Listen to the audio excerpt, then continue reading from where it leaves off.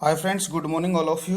देखिए फ्रेंड्स, आज हम इंडियन कॉन्स्टिट्यूशन एंड पॉलिटी के अंदर एक न्यू टॉपिक के साथ हम आपसे चर्चा करेंगे। और आज हम एक नया आर्टिकल यानी कि 21 आर्टिकल के बारे में बहुत ही डिटेल से पढ़ने वाले हैं। और एक बहुत ही बेहतरीन आर्टिकल है, इसको अपने जो नोटबुक है उसमें आप बिल्कुल अच्छी तरीके से इसको उतारिएगा, लिखिएगा। और अपनी जो कमेंट सेशन में जो भी आपकी समस्या है उस समस्या को आप टाइप करके मेरे को बताइएगा, ठीक है। तो हम बात करेंगे आर्टिकल 21 की बात करते हैं और इसके बारे में बहुत ही बेहतरीन तरीके से पढ़ेंगे, ठीक है।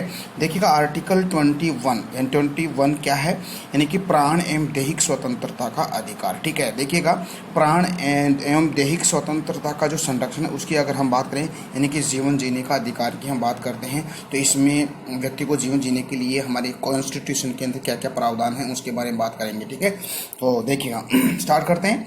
देखिए, किसी भी व्यक्ति को जीवन और व्यक्तिगत स्वतंत्रता से विधि के द्वारा स्थापित प्रक्रिया से ही वंचित किया जा सकता है, अन्यथा उसको नहीं किया जा सकता। कहने का मतलब यह हो गया कि आपको कोई भी ऐसा व्यक्ति हो, उसको जीवन जीने का बिल्कुल अधिकार है और वह व्यक्तिगत स्वतंत्रता के आधार अपना जीवन जी सकता है। उस पर कोई बाउंडेशन नहीं, उस पर कोई पाबंदी नहीं है। लेकिन हमारी जो कानूनी प्रक्रिया के माध्यम से उस पर थोड़ा बहुत नियंत्रण हम लगा सकते हैं। कहने का तात्पर्य ये हो गया कि किसी भी व्यक्ति को जीवन और अगर उसकी व्यक्तिगत स्वतंत्रता विधि के द्वारा ही स्थापित प्रक्रिया के द्वारा है, उसको उसके स्वतंत्रता पर प्रतिबंध लगा सकती है, ये अन्यथा और किसी केस के माध्यम से उस पर बाउंडेशन हम नहीं लगा सकते। यानी कि आपको पूर्णतः स्वतंत्र रहने का अधिकार है, जीवन जीने का अधिकार है। तो ये प्रावधान है आपका आर्टिकल 21 के अंदर, ठीक है। देखिएगा, इसमें कुछ केसेस के माध्यम से हम बात करेंगे।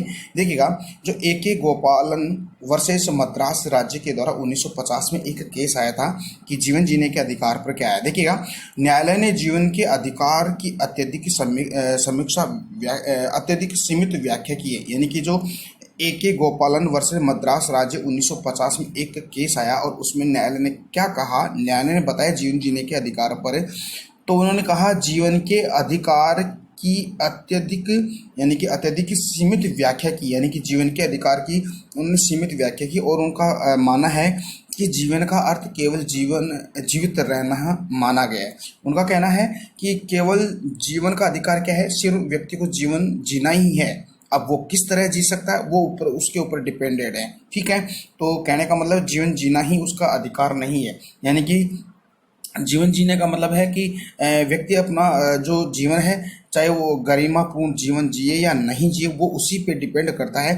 तो ये एक केस 1950 के अंदर मद्रास राज्य और ए गोपालन के द्वारा एक केस था, उसमें बताया है कि व्यक्ति जीवन जी सकता है, ऐसा ही उन्होंने दिया। लेकिन फिर बाद में इसके एक केस आया था, बहुत ही बढ़िया केस था, उसके अंदर भी ये एक मजबूत केस था। उसके अंदर देखिए क्या बताया गया है कि एक मेनका गांधी है, ठीक है, मेनका गांधी वर्सेस भारत संघ 1978 के अंदर ये केस आया था। उस केस में क्या बात बताई गई है कि न्यायालय ने आर्टिकल 21 के तहत जीवन के अधिकार की व्यापक व्याख्या की है। यानी कि जीवन के अधिकार की बहुत ही बढ़िया उसने व्याख्या की है। और क्या बताया गया है, क्या कहा गया है न्यायालय के अनुसार, न्यायालय ने इस केस में यह बताया कि जीवन का अर्थ केवल जीवित रहना ही नहीं है। यानी कि पहले वाला जो 1950 में केस आया था मद्रास राज्य वर्ष ए गोपालन का, उसमें सिर्फ जीवन जीने की ही बात बताई गई है। लेकिन जो 1978 के अंदर जो मेनका गांधी वर्ष भारत संघ के द्वारा जो न्यायालय था, उसमें न्यायालय में जो केस था और उसमें बताया गया, न्यायालय ने क्या बताया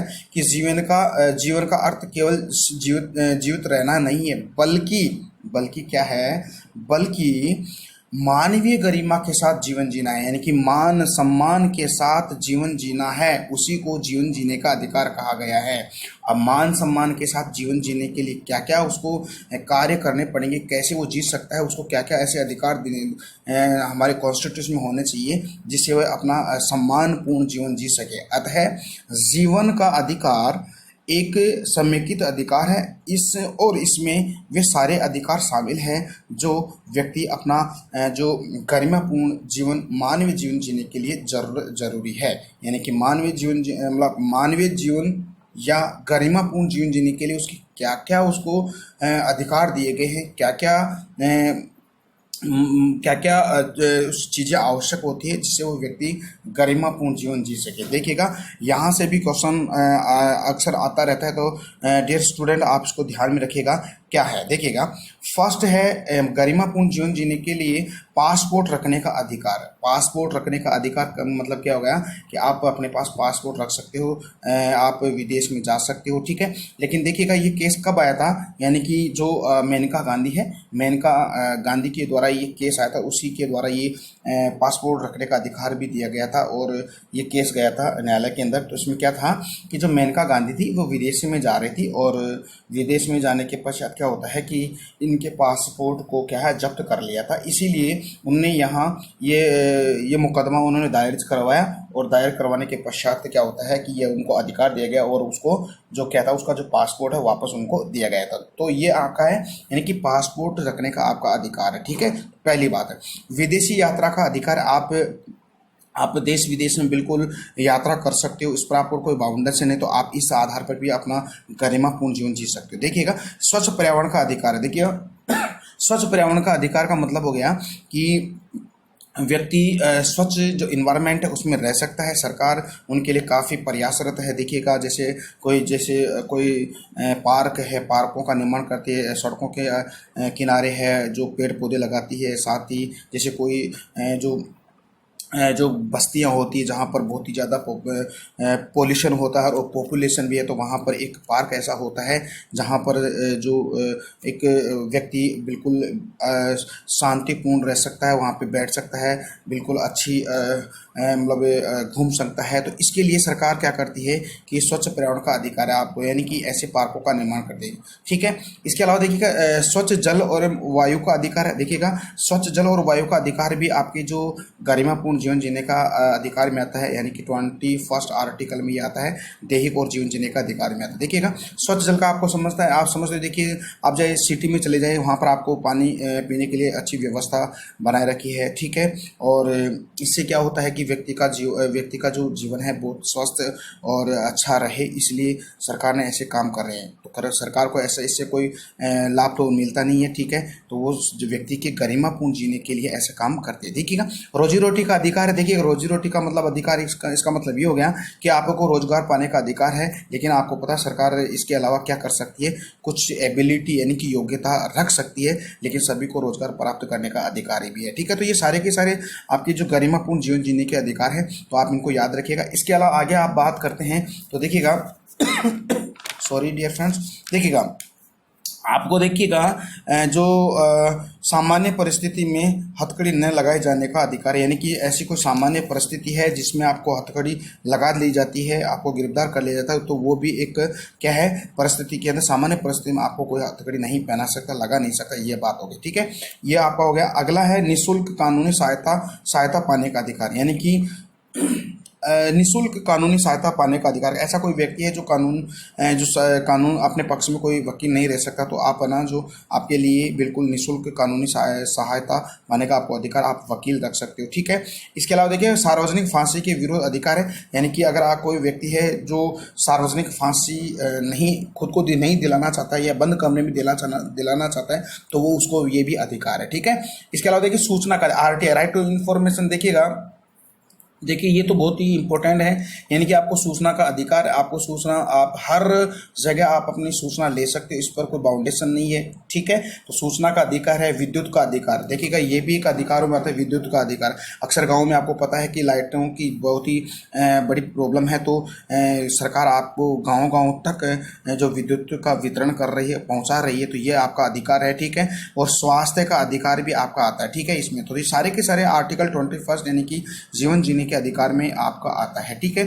इसके अलावा देखें तो 14 वर्ष तक की उम्र तक निःशुल्क शिक्षा का अधिकार है, यानी कि 14 वर्ष से 14 वर्ष तक व्यक्ति को बिल्कुल निःशुल्क शिक्षा प्राप्त करने का उसका अधिकार है, ठीक है। इसके साथ ही अगर देखें अगला देखें तो अधिकार अकेले कारावास में बंद होने के विरोध अधिकार है, यानी कि अकेले कारावास में बंद होने का अधिकार का मतलब हो गया कि किसी व्यक्ति को गिरफ्तार कर लिया है, उसको कारावास में अकेले ही उसको डाल दिया है, तो वो उसके विरुद्ध जा सकता है, या उसको वहाँ इस अकेले रहने में कुछ प्रॉब्लम आती है, तो वो बिल्कुल इसके बारे में कह सकता है कि मैं अकेला नहीं रह सकता, मेरे को किसी व्यक्ति के साथ उसको कारावास में डाल दीजिएगा, तो ये उसका अधिकार है कहने का मतलब, ठीक है।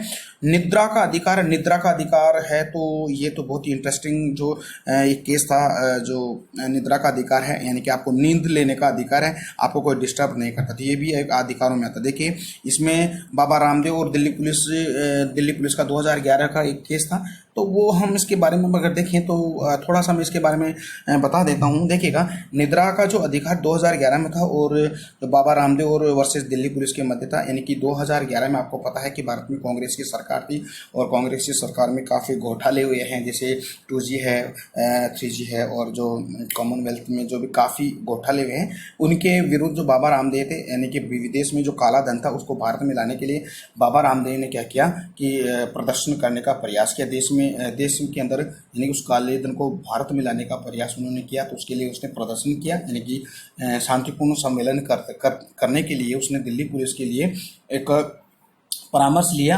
और जो रामलीला मैदान है दिल्ली के अंदर, तो उस रामलीला मैदान की जो क्षमता थी 50,000 लोग ही उसमें जाकर मतलब प्रदर्शन कर सकते थे। तो क्या होता है कि दिल्ली पुलिस से क्या कर लिया उन्होंने, ये अनुमति ले ली कि हम यहाँ पे शांतिपूर्ण बिल्कुल बहुत बढ़िया तरीके से हम प्रदर्शन करेंगे शांतिपूर्ण। दिल्ली पुलिस ने उसको अनुमति भी दे दी है। फिर क्या होता है कि वहाँ पर अच्छी तरह से काफ़ी व्यवस्था की है, पंडाल लगाए गए, कुर्सियाँ सजाई गई है ना, लोगों के लिए पानी की व्यवस्था काफ़ी उन्होंने व्यवस्था की। देखिएगा तो फिर क्या था देखिएगा मैं आपको यहाँ पे जो बाबा रामदेव के जो फॉलोअर उसको मैं कोई इस गलत नहीं ले जाए, मैं आपको एक वे में बता रहा हूँ, तो उसको आप ना गलत नहीं ले जाएगा, ठीक है। तो देखिए क्या होता है कि जो रात के 12 बजे क्या होता है कि सभी जो प्रदर्शनकारी थे वो क्या करते हैं कि खाना वाना खा के आराम से सो जाते हैं। तो वहाँ पर क्या होता है कि दिल्ली पुलिस क्या करती है, रात के 12 बजे आती है, डंडे लेके आती है और वहाँ पर बहुत ही बढ़िया तरीके से डंडे वहाँ उनके ऊपर बरसाती है। तो फिर क्या होता है कि ये केस जाता है कि न्यायालय में केस जाता है। तो न्यायालय ने केस में ये बताया गया कि किसी भी व्यक्ति को जो अगर किसी व्यक्ति को निद्रा है तो उसको ज़्यादा उसको परेशान किया जाता है, तो ये भी एक अपराध ही है, ठीक है। तो कहने का मतलब ये है कि ये निद्रा का अधिकार है, ठीक है। तो ये केस था, तो अब मैंने आपको अच्छा थोड़ा सा ऐसे बता दिया है।